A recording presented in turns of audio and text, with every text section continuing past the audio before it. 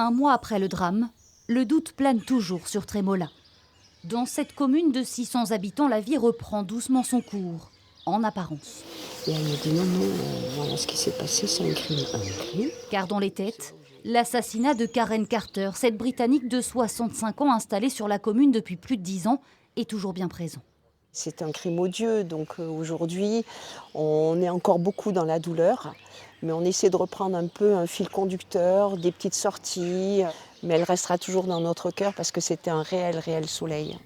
Qui a donc poignardé Karen Carter de 8 coups de couteau ce 29 avril au soir, juste devant chez elle? À la section de recherche d'Agen, 7 gendarmes tentent de répondre à cette question. Les 2 gardes à vue n'ont rien donné, dont celle du nouveau compagnon de Karen. C'est chez lui, dans cette maison, que la victime a passé son ultime soirée entre amis. Les auditions se poursuivent dans le village, en vain, ce qui crée un sentiment d'insécurité. La suspicion est partout. Les gens surveillent faits et gestes, mais c'est au-delà de la normale, malheureusement.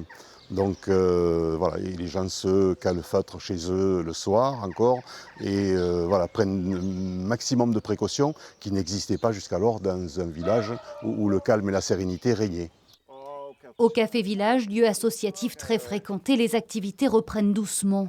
Mais là encore, les questions autour de la mort tragique de Karen Carter alimentent les conversations. On ne sait pas qu'est-ce qui est passé. La discussion reste parce qu'on ne sait pas. Parce que ce n'est pas clair qui a fait ça. Avant sa mort, Karen gérait ses gîtes touristiques dans le village. Sur les réseaux sociaux, sa famille inscrit ce message. Nous prenons le temps nécessaire avant de revenir progressivement à un fonctionnement normal. Comme pour annoncer qu'une page pourrait là aussi se tourner dans les prochains mois.